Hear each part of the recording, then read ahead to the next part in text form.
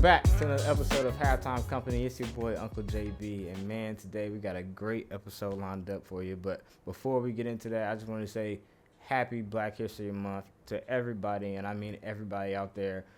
Thank you so much for tuning in, man. Please like, share, and subscribe to our channel. It's much appreciated. Today's podcast, man, this brother is doing some amazing work, not only in Austin but around Texas as well. He's doing TEDx speaking, and also he's the founder and executive director at Austin Justice Coalition.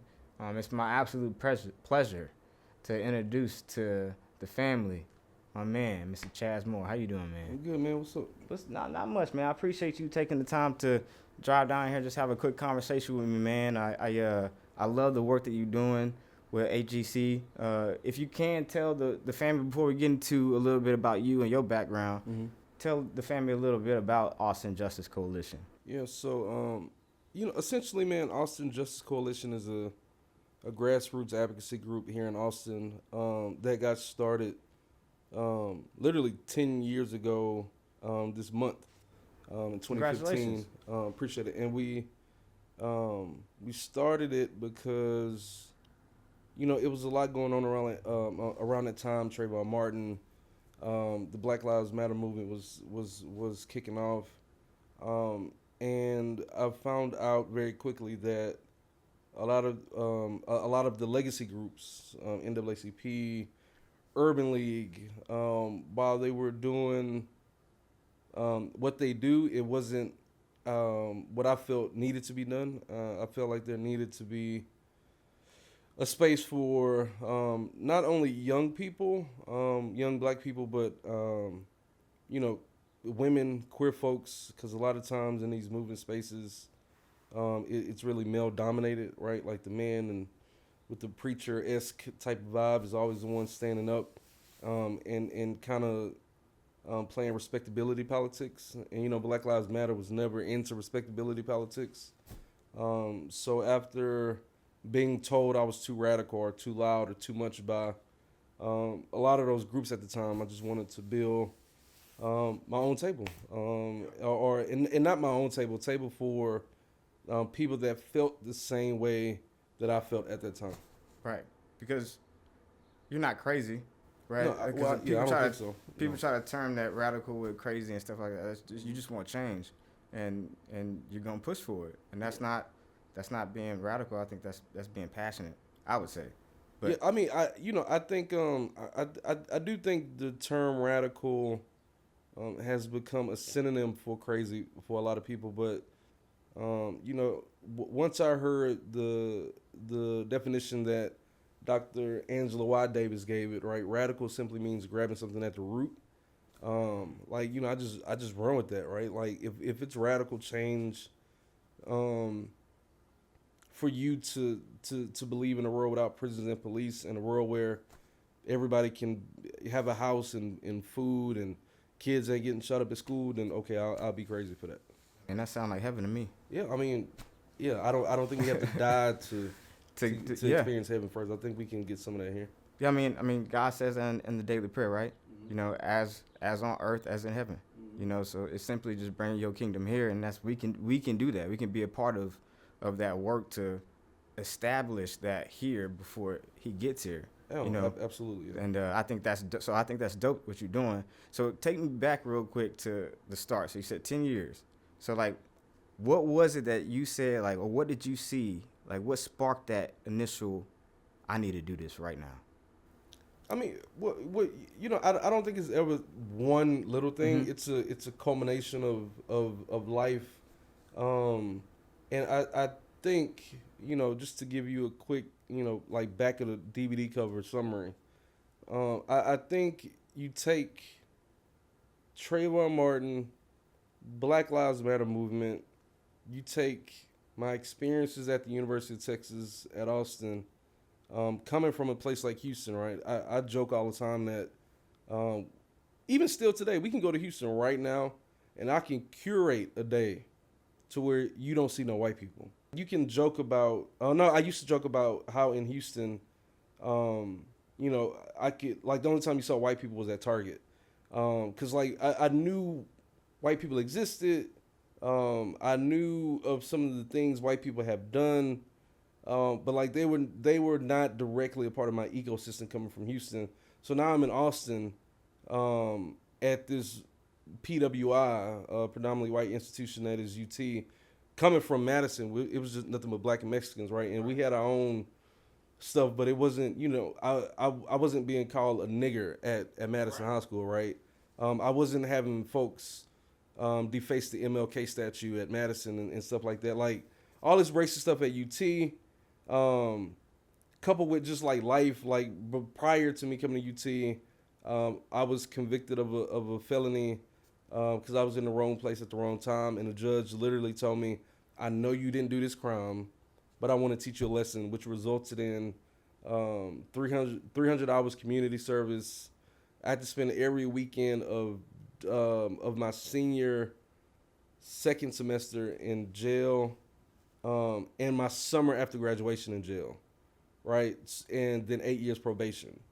So you like all of that, you know, my just growing up and understanding that life had looked the way it looked, which I thought was normal, but it looked the way it looked because of all these systemic and institutionalized things, right? Like now, going back in time, it's a reason Madison looked the way it did compared to like when we go play. Like Lamar was a little bit nicer. I don't know if it is now, but like it was a reason our books looked the way they look. It was a reason our football program looked the way it did. And it, you know, so like just understanding all that, coupled with, you know, the rapid amount of police shootings we were seeing on body worn cameras, is the reason that I wanted to, you know, kind of put our hat in the ring or ring in the hat, whatever you say. Yeah. No, because you said something that was I thought that was beautiful. I think it was on one of your podcasts how you're not against people taking accountability. You're against how that accountability is given. Like for you, right? That was an unfair punishment. Oh, there, yeah, for sure. there was a completely different route the judge could have took. Yeah. And he probably does take that if he did. If like, you're different. Almost immediately after that judge in that county, Fort Bend County, gave me my sentence. I can't make this shit up, but this white kid skipped school or something like that, playing hooky, as the old folks would say, and I think he was drunk or just joyriding, and he wound up killing somebody. Like, it was like manslaughter, you know, like even though it was an accident. Yeah. His defense came up with this diagnosis that he had affluenza. Like, not influenza, affluenza. Affluenza is when you are too rich to be aware of your actions, right? I think this was the first time this term had been used, and he got off, right? Like, yeah, I think maybe just probation, but you know, me, you know, I was number 31 in a class of 486. I had never been in trouble.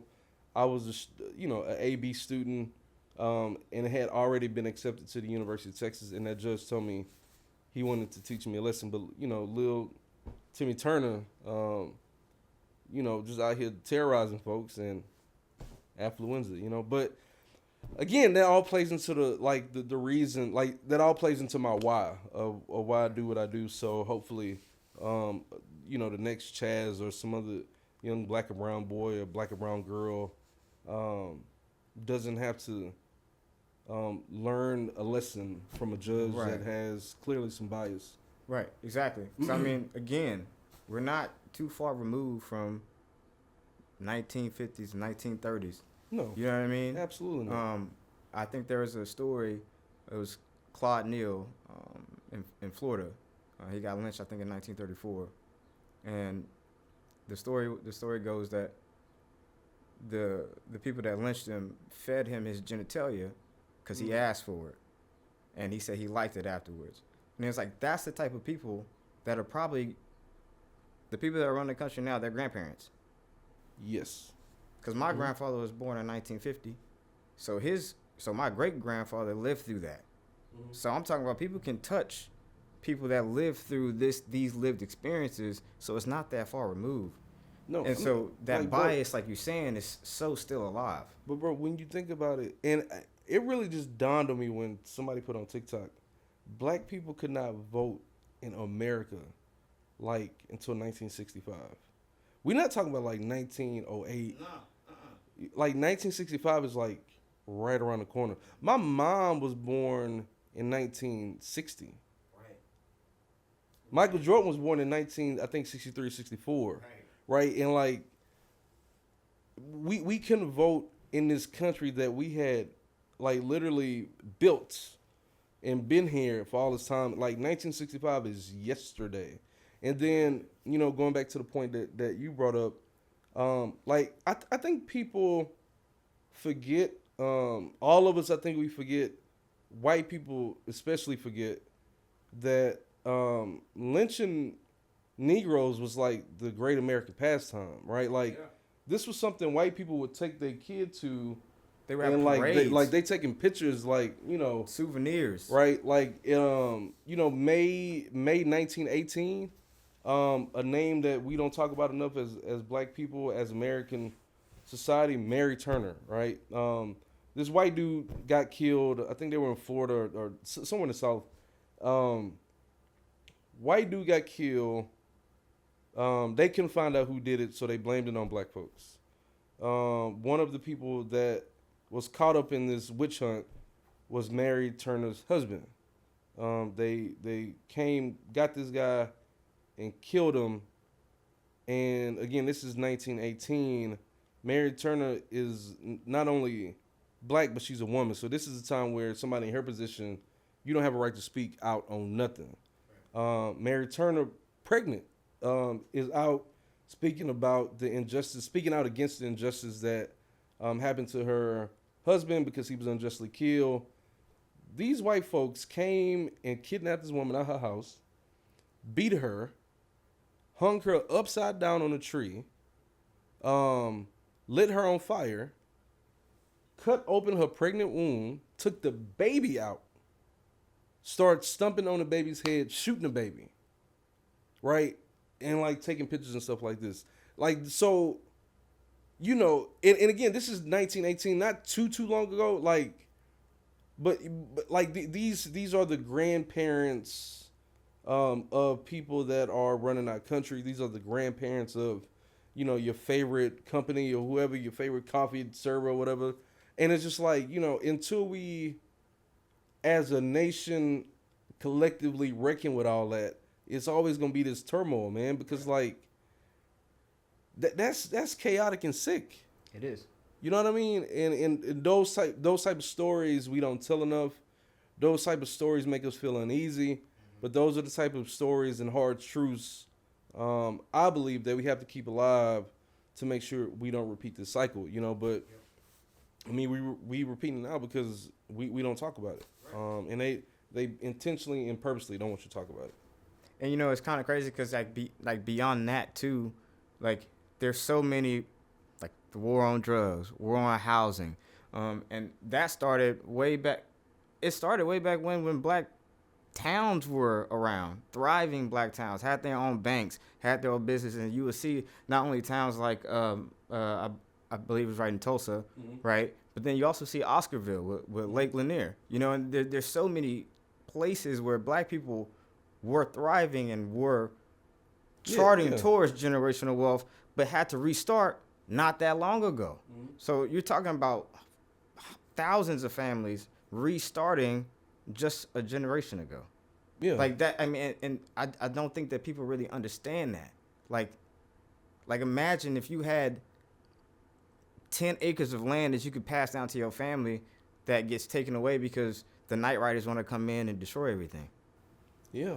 I mean, even in Austin, bro, like a lot of people think Wheatsville is just a co-op. Wheatsville, Clarksville, and close to where I stay, Montopolis, these were all black freedmen communities, right? Minding our business, setting up shop. You know, in the East Side was a thriving. Well, that's after. So Clarksville, Wheatsville, Montopolis were freedmen communities. It was kind of like this agreed upon thing. Y'all do that, we gonna do this. And then white folks just decided that they wanted West Austin. So they would cut off the utilities for these black folks that were in West Austin and force them to the east side. And us being us, we do what we do. The east side popping. We got movie theaters and all this type of stuff. And now look at it, right? It's always been that. And man, I just learned that the 40 acres and a mule thing, that actually happened to some folks. Yo, the Homestead Act. No, well, maybe I don't know, because I got to read more into it. But some black folks after emancipation actually got 40 acres or more land, and they were on their land. Lincoln got assassinated, And they took it away, right? and they just took the folks' land. Yeah, that's what it is. Yeah. Man, Dave Chappelle, one of his stand-ups talk about how he was doing stand-up when he was younger, and this dude just took his joke, and that just stuck with him, just like, and he used that story to kind of draw the comparison to America, to where, like, we just take stuff, and it's fucked up, like Gulf of Mexico, according to Google Maps, no more, talking about Palestine. This dude saying, somebody said, how much money is it going to cost to take Gaza? He's like, pay. We ain't going to pay nothing. We're just going to take it. So it's just like, it's this mindset of colonizers and people with a white supremacist mindset that this world belongs to them, and they can do what they want, and everybody else and everything else is just expendable, bro. And like, again, like, that too is something that white people with colonized minds, people with a white supremacist ideal and mindset are gonna have to redeem themselves from, right? Because if I put my deep empathy hat on, like, I feel bad for people that feel like you have to be better than everybody else, or you have to prove like you're better or mightier than everybody else. Like, that seems like a terrible way to live, as opposed to just coexisting. Like, hey, you do you, I do me, and sometimes we mix this thing and make it work and make some beautiful whatever. But this idea that, like, everything you do is law just because you look a certain type of way, that's It's crazy. That's crazy, bro. It's insane. It's crazy. It's insane. Actually, going back to that, the Homestead Act. The Homestead Act actually was, I think it was in the Midwest, and that was predominantly, I think, white people that got to just go out there and just stake land. I think it was like so many acres of land that they got to just stake out, and then it was theirs, and nobody ever touched it, and those turned into the cities that we know today, right? And it's like the same thing could have happened for us too, but it never did. Like, to your point, it was rescinded, and now you see, all the way fast forward to the time that we're living in today, it's still happening with redlining and through different tactics. So it's never died. It's just morphed into something different. Yep. Right. And that's when you're talking about the systemic, racism and all these different facets of our lives, from not only housing to education to, so many of my friends don't even know about certain things. I didn't even know about them. I'll use myself. Like, I didn't like history when I was growing up in high school because, I didn't learn much besides February. Yeah. And then outside of that, I was learning about generals and Native Americans. Yeah. And it wasn't until I got to college where I was like, let me look up some of my history. And it blew my mind. Yeah, bro, like, that's all part of, I think, the indoctrination of a people, man. Like, it's so much easier for me to convince you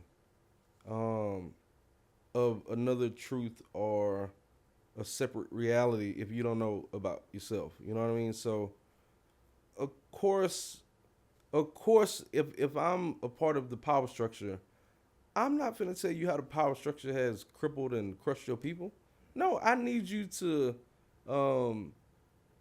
unknowingly be loyal to me, right? Like, I need you to blindly be loyal to me, but there's no way you can be loyal if you knew who I actually was, right? If you kept walking down that yellow brick road and behind that curtain, and you see that I really ain't shit, like now I can't control you, right? And that's the same thing happening with. They was like, man, we've been trying to get to this dude. He ain't shit. You know what I mean? So, like, and it's something extremely impactful and empowering to know who you are, right? And not saying that, you know, I love being black, bro, and I think being black is amazing. And I don't say that to spite any other group of people, because I know that we all one.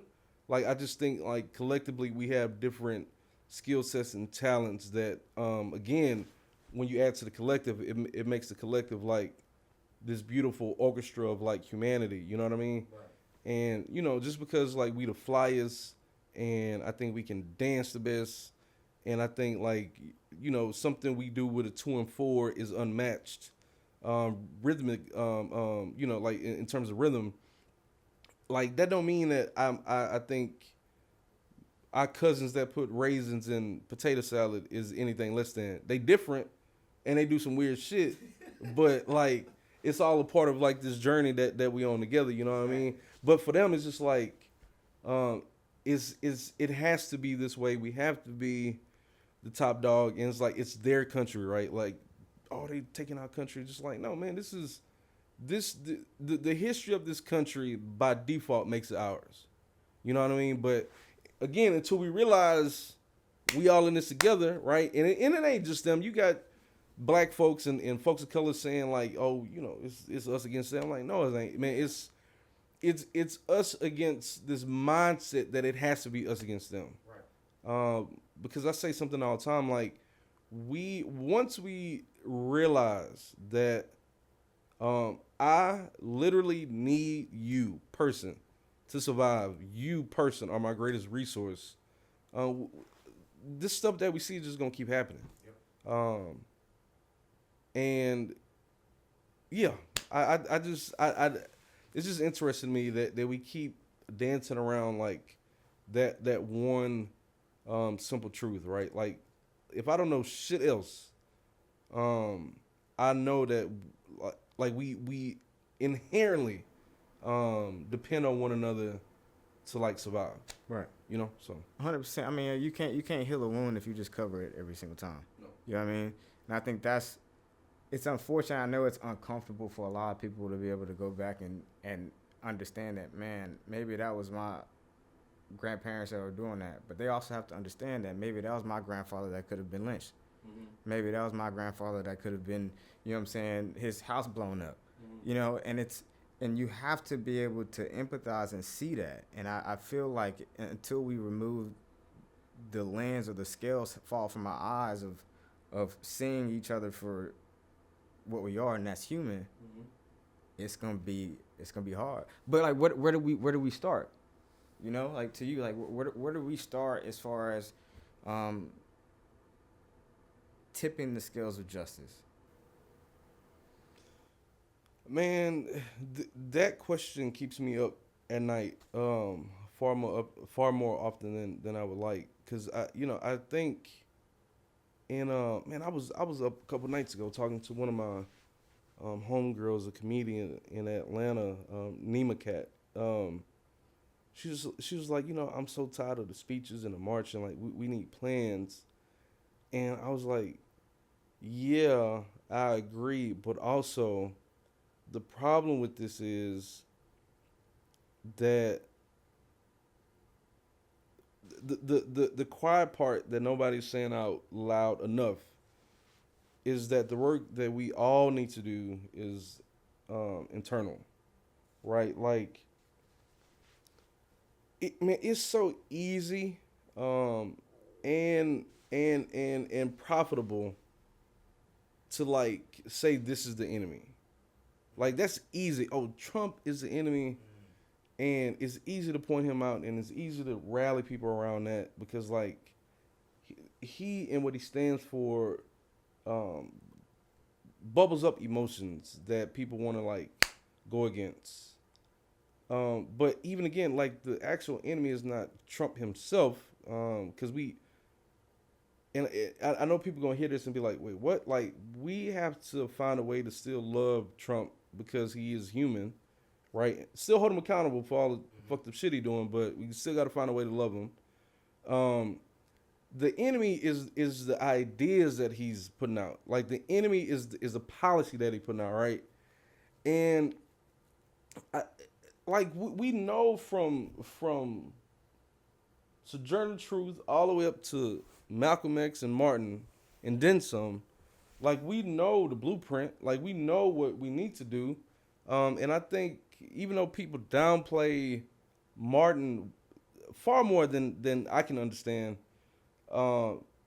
his preaching and teachings of a beloved community is what we need, right? Like understanding that again that there is no black and white, there is no me and you. It's only us, right? It's we are in this collectively, but again, we can't have that conversation until our kinfolks, our non-melanated folks, both skin and in brain, right? Because you got some black folks that got some non-melanated brains, right? Non-melanated ideas and thoughts. We can't have that conversation until you reckon with how you have treated me, right? Like it's the same thing of being in a relationship to where, this person is constantly downplaying you, constantly abusing you, either mentally, physically, or emotionally. And you want to keep giving them a chance, but it's just like, bro, like there's no changed behavior. But even before the changed behavior, you have to acknowledge that harm has been done, right?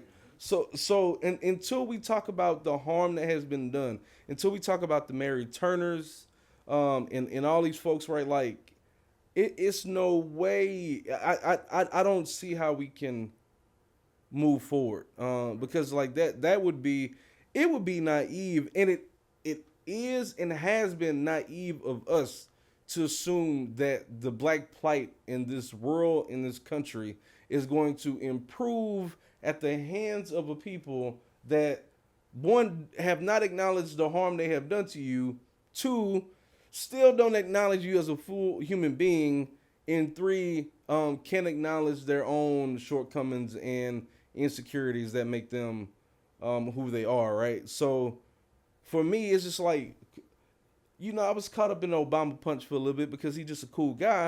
Yep. But I'm just like, man, Obama is the president of the United States of America who don't give a fuck about me, right? So it's a cool like moment that you can show your kids with the lesson, like you can be whatever you want to be if you achieve these things and blah, blah, blah. But politically, geopolitically, like it didn't mean shit. Ta-Nehisi Coates wrote beautifully about this in the 8 Years of Power, right? Like it didn't mean shit, and it can't mean shit until like there's an actual understanding of the terrors and harms, setbacks and ills that have plagued the black community at the hands of a white supremacist colonial infrastructure that we have in this society, right? And the same thing go for indigenous folks that I think we don't talk about enough, and I think are the most relatable to the black experience, if not worse. And just knowing our history, like black and indigenous folks were like, same thing with Chinese, Japanese Americans, like they've been women, poor people in general, right? Like it's just like until we fully understand why we are in the situation that we in, it can't be a cure. It can't. Right. It can't get better, right? So I think it starts with just acknowledging who the fuck we are, right? Like man, I know some people that talk about they go to therapy, and just like it ain't gonna work if you lying to the therapist. If you lying, yeah. Right? Like you gotta go in there and strip down, man. Like if you go in there to the therapist, talk about we got some relationship issues, but you ain't telling them that you beating your goddamn partner, like it ain't gonna work. Like right. Therapy is only as good as you allow it to be, right? And the same thing with this country, like these marches, these protests, these boycotts, this want to be better is only going to be as good as we are able to be vulnerable with the truth and with the reckoning that's needed in the society. Yeah. And I think the big thing too, like I was telling some of my friends, It's like, man, like if we have a conversation about white supremacy, it's not me calling you a white supremacist because you're a white person. You know what I mean? I'm talking to you about a system that has. I'm not saying that you're a part of that system, right? But what I'm saying is that there has been a system in place, and you have to acknowledge that. I know it's hard for a lot of people to acknowledge it because of the color of their skin, but it's like that's the issue. You need to get past the color of people's skin and move towards the heart of people and realize, man, what we've been doing to a certain group of people, and not just black people. I mean, there's so many different groups of people that are being affected, right? But I'm just saying, if as soon as you can get past that, whatever is blocking you from seeing the person as who they are, that's the work that we need to do, is what you're saying. Yeah, I mean, absolutely, bro. I think it's critical, and I think that same, like whatever that is, it's not only something that like the power structure holds. It's something that we are like, right. The fact that there are Black Americans that do not empathize or sympathize with, like, you know, Mexican American folks or migrants or immigrants is crazy to me. The fact that there are Black people and immigrants and migrants that don't sympathize with Palestinians is wild to me, right? Like, and then the fact that there are Black folks and immigrants that don't sympathize with people like in Yemen and Sudan is crazy to me, because like we've already lived that story, right? Like, so just like, man, I don't have to go through that again to know the effects and how fucked up it is. And I'm riding with Palestinians until it ain't none of them left. Yeah. And and like, I'm gonna ride with them because that's the same story my people have been through.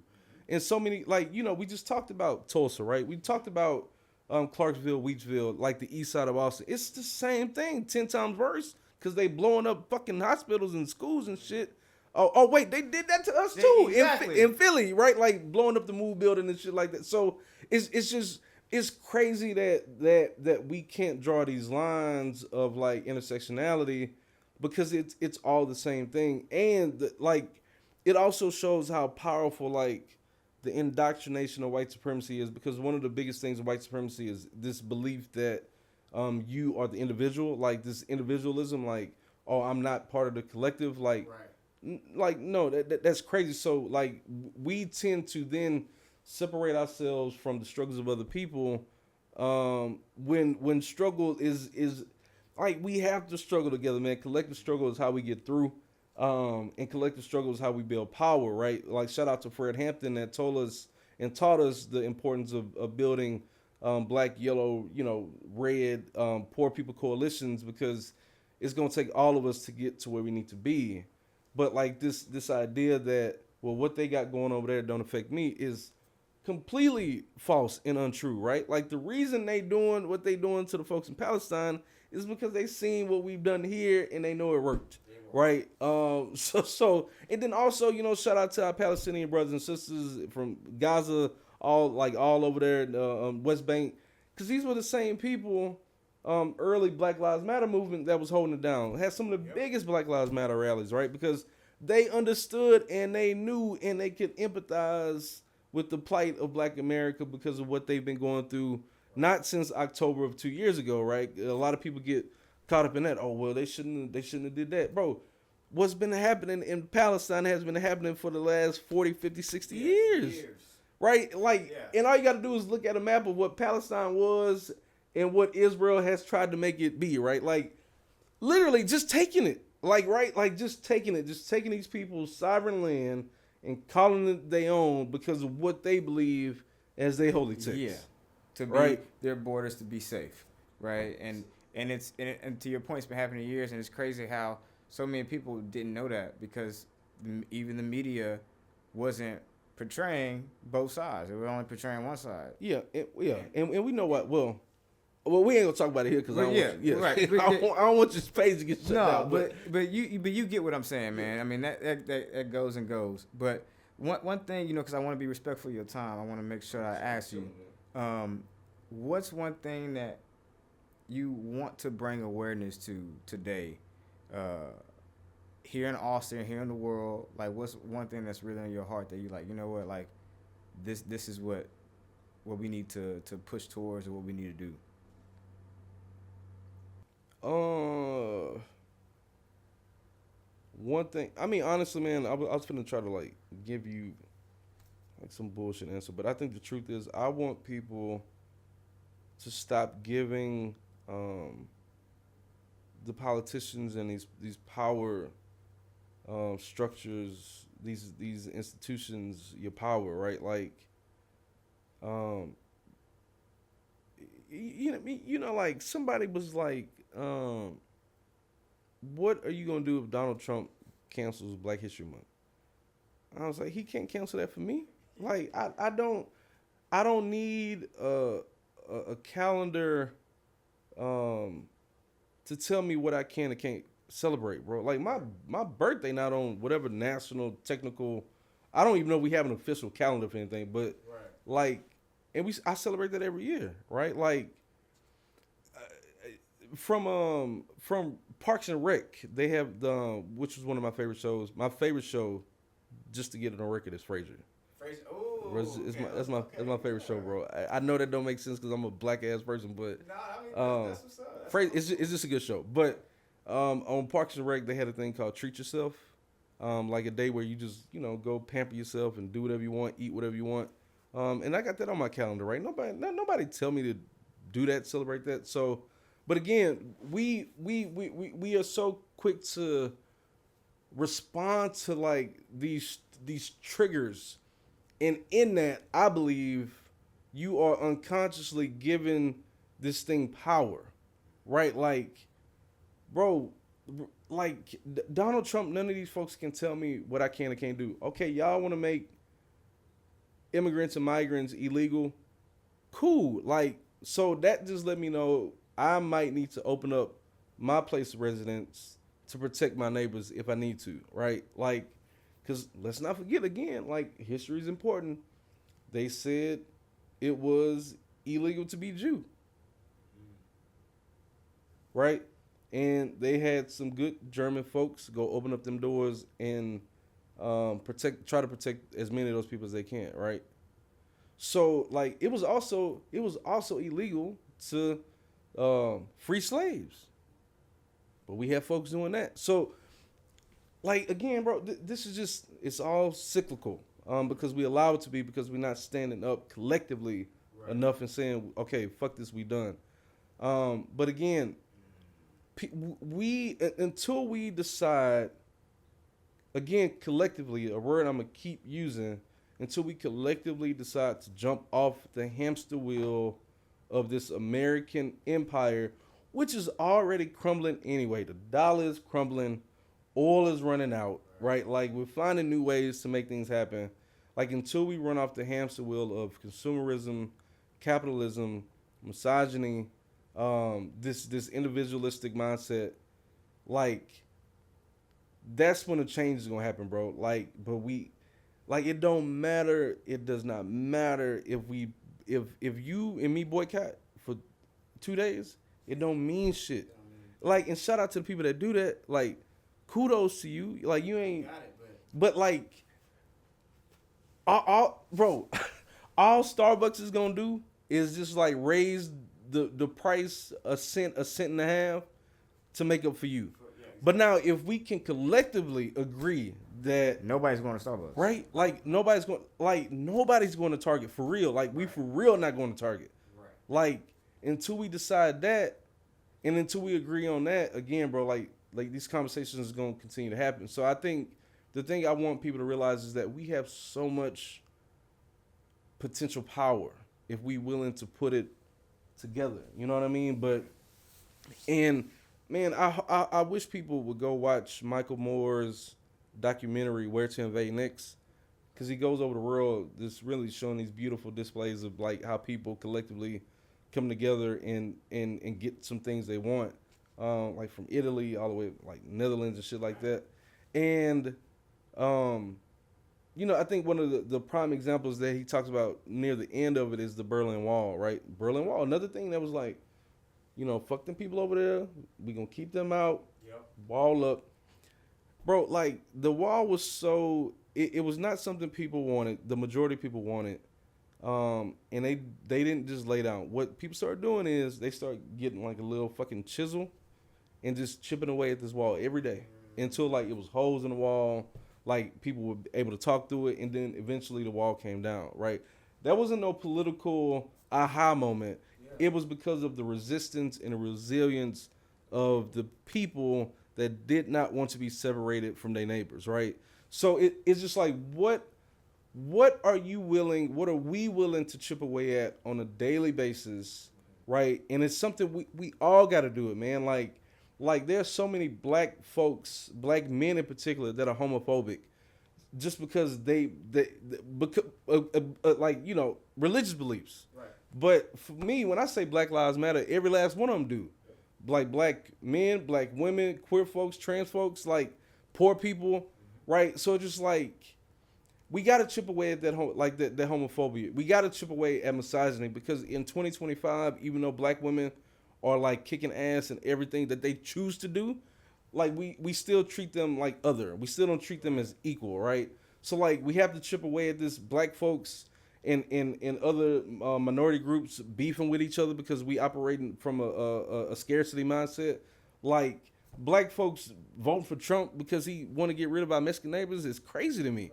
So like chip away. We have to continually chip away at all these indoctrinations that have been implanted and socialized within us, so we can wake up to like the one truth that I believe in, is that you are not only my neighbor and my friend, right, you are indeed my brother and sister. And I'm not talking about through Christ, some Sunday morning the doors of the church open bullshit. Like in humanity through life on this fucking spherical thing of water and lava in the middle, which we are all trying to make sense of on a daily fucking basis. I need you to survive.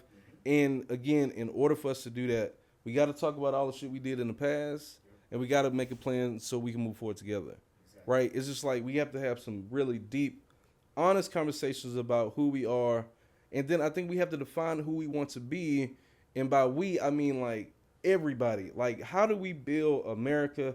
How do we build a world where everybody can be seen and heard and be taken care of with their basic needs? Like, if you want to sleep in a fucking tent on the side of the street, who gives a fuck? Who cares? Like, it shouldn't be illegal. Who fucking cares, bro? And like, there needs to be like this universal understanding. Like, to me, if you are a person on this earth, knowing that we have more people than jobs, we need universal income, right? We need like things to be affordable, and everybody deserves a fucking shelter over their head and food in their stomach, bro.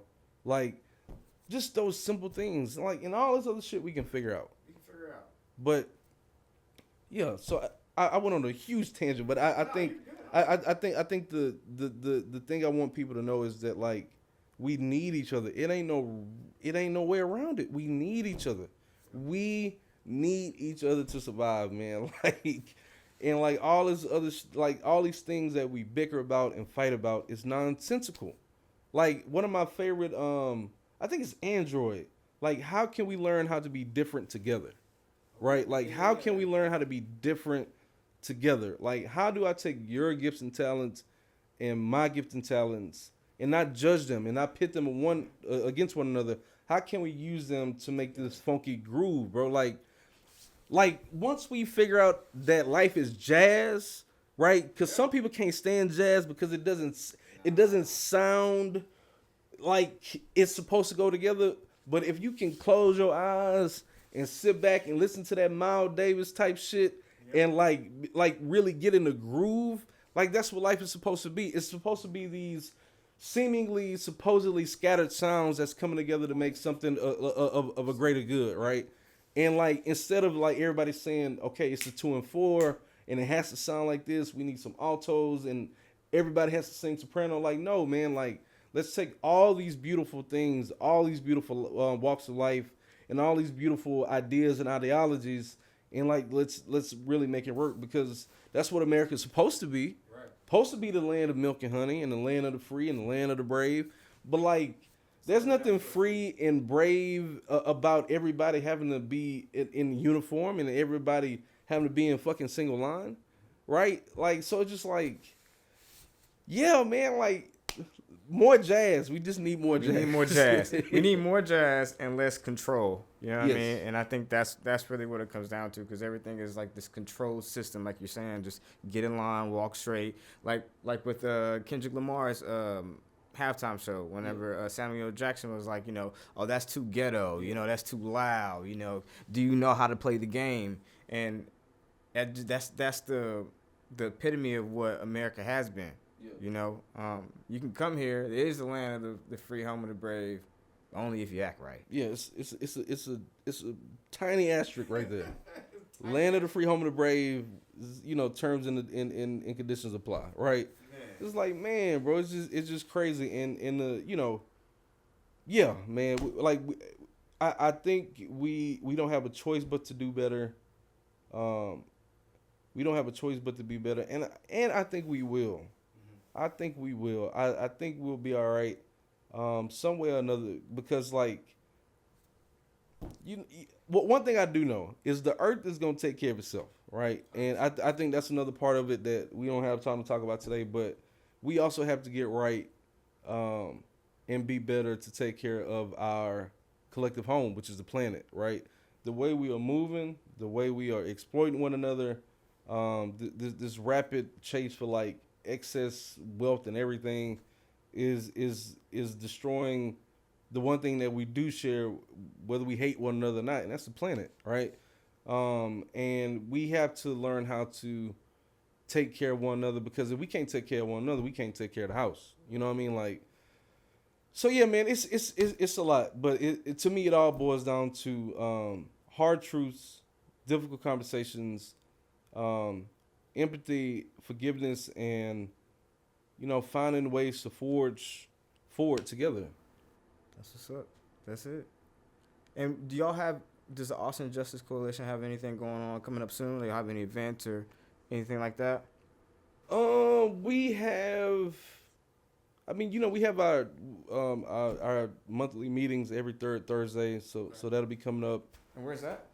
It's at the Cherrywood Center, off of 38 and a half. And it's on the website too, austinjustice.org. And then we got some other events coming up. I think the next big event that I'm excited about is our Black History Bowl. Okay. So think like spelling bee, where a student would come up, they get a word, but instead a student would come up, they get a question that's gonna be centered around Black history. You get it right, you good. You get it wrong, sorry. And that's coming up in March, and I'm really excited about that, because we've done it 2 years in a row, but I've kind of let other people run it, and it wasn't quite the way I needed it to be.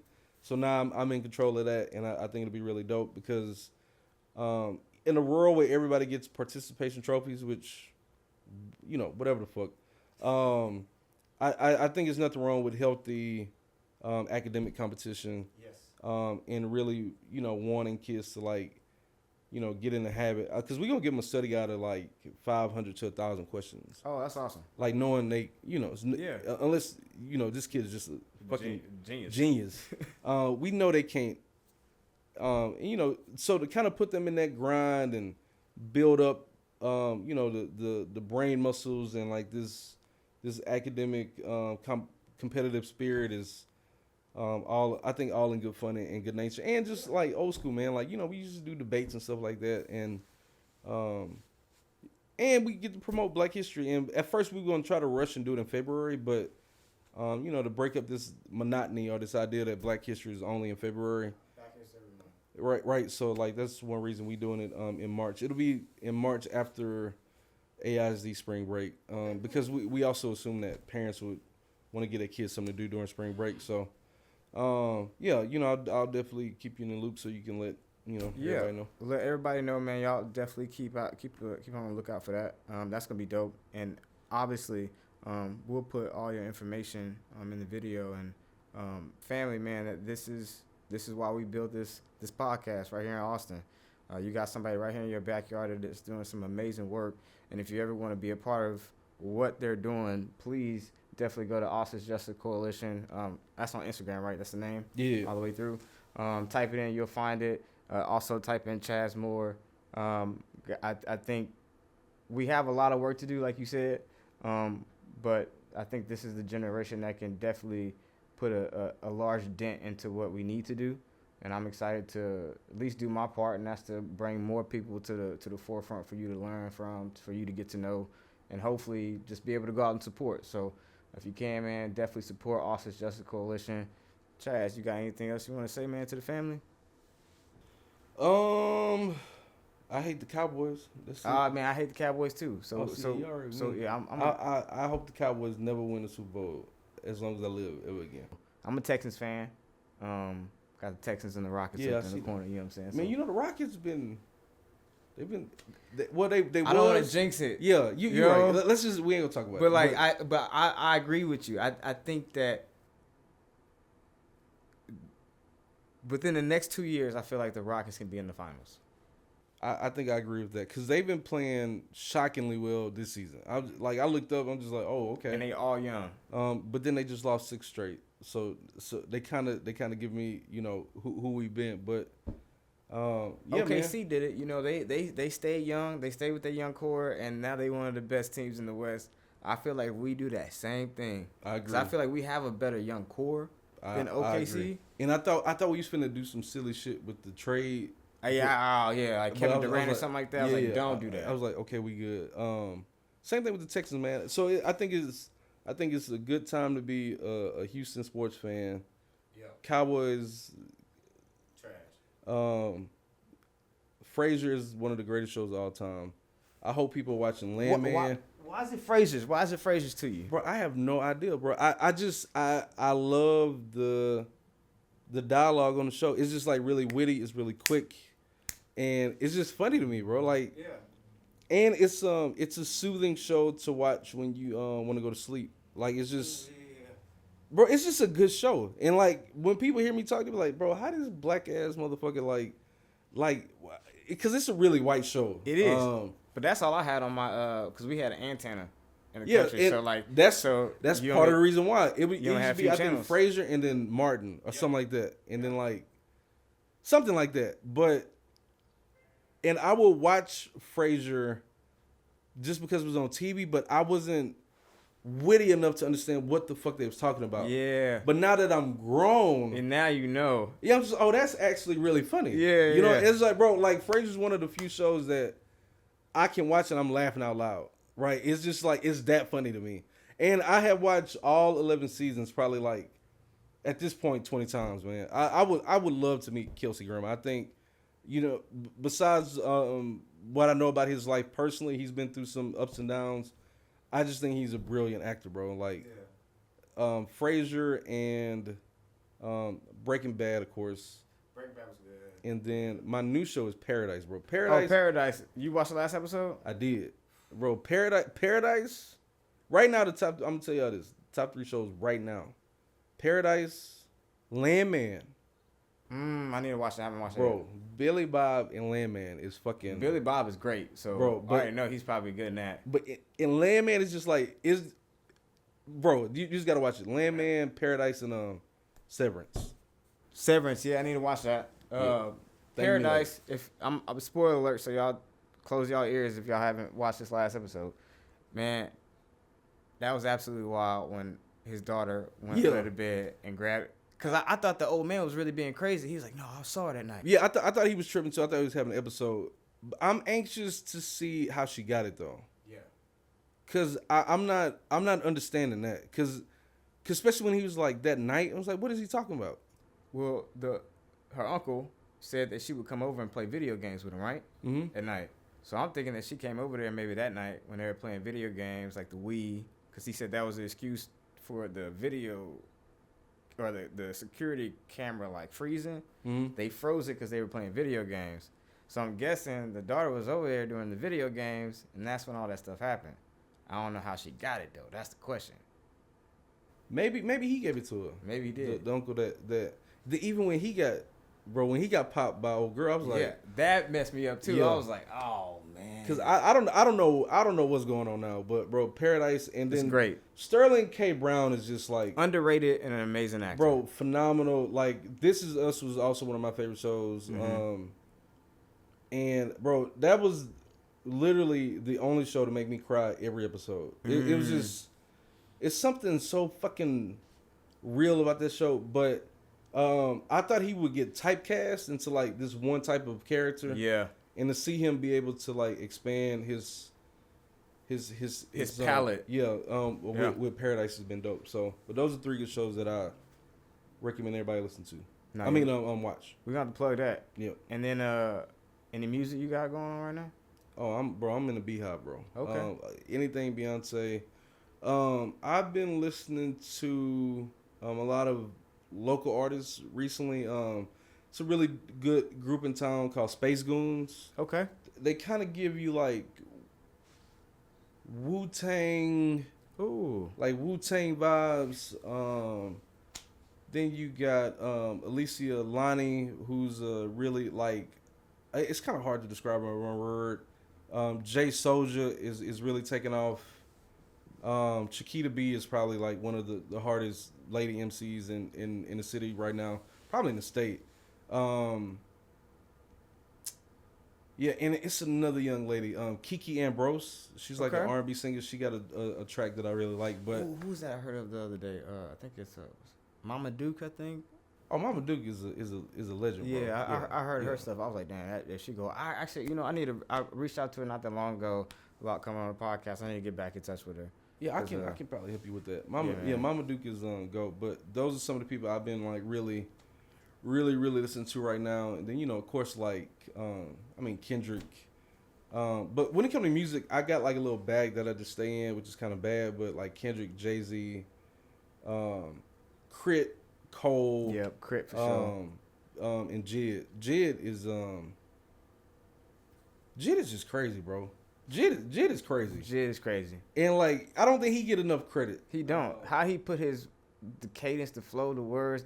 It's insane. Like, I've never heard it before. That's what I'll say. Yeah, and it's just, I think he's probably the most consistent. I don't think he missed. I've never heard somebody missed on. No. I still Dance Now. I jammed that just a minute ago. And then he got a song with I think it's Jid. Jid got a song with like Ab Soul where they going back and forth. I know what you're talking about. I'm gonna have to put it in here so the family can see it.